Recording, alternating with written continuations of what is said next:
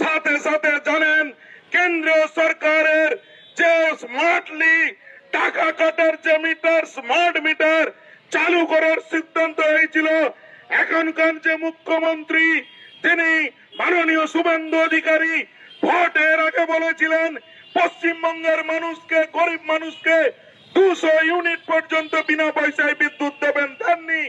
তিনি বলেছিলেন হকার উচ্ছেদ করা চলবে না। পশ্চিমবঙ্গের জনসাধারণকে তিনি ওই আবেদন জানিয়েছেন আপনারা প্রতিবাদে নামুন। তিনি যখন বিরোধী দলনেতা ছিলেন, আর এখন তিনি বুলডোজার চালাচ্ছেন।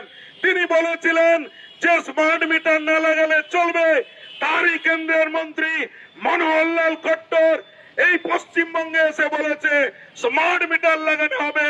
স্মার্ট মিটার মানে স্মার্টলি টাকা কেটে নেওয়ার মিটার করে তুলতে হবে।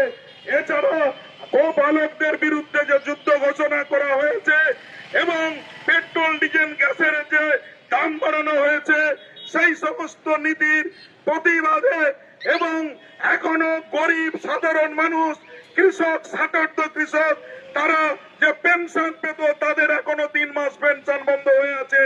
সেই যে ভাতা দিতে হবে তার দাবিতে 11 তারিখ হাজার হাজার মানুষ, পশ্চিমবঙ্গের মানুষ কলকাতাতে আন্দোলনে ফেটে পড়বেন।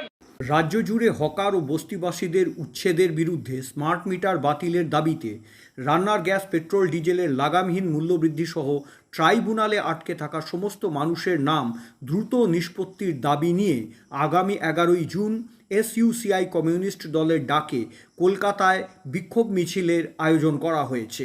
তারই সমর্থনে মেদিনীপুর শহর জুড়ে পথসভা করেছে এসইউসিআই।